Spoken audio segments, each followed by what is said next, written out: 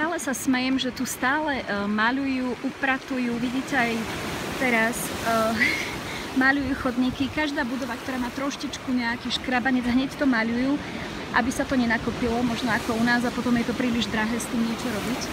Takže vidíte, maľujú obrubníky, chodník, stále upratujú a je tu úplne čistúčko a preto sa stále Jose smeje, že keď si to môžu dovoliť tu na konci sveta, tak prečo my v takej super polohe, akú máme my v Európe, sa nevieme o tie spoločné priestranstvá starať, pokosiť tú trávu. Okolo tých panelákov to naozaj vyzerá hrozne, že každý si ten svoj byt cibrí, ale tie spoločné priestory sú katastrofálne. Tu má každá budova takú recepciu. Ak si nemôžu dovoliť recepčného, tak majú naozaj aspoň nejakú peknú kúpeľku, aby to krajšie vyzeralo. Čiže vidíte, že dá sa starať o tie spoločné priestory aj ináč. A aj v takejto krajine, ktorá naozaj tú polohu má takú, by som povedala, zlú, tým, že sú tak ďaleko od všetkého, že všetko sa musia dovážať a všetko je tu extrémne drahé.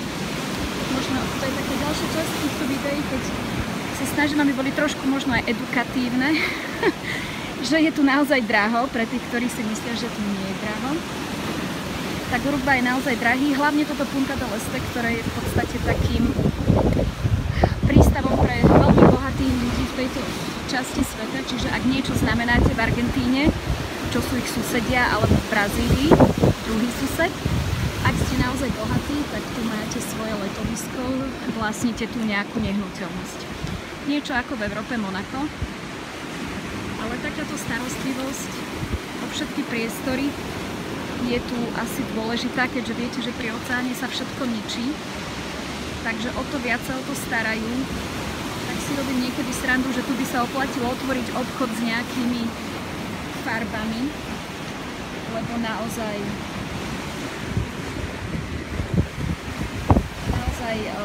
tu idú na kvadrát.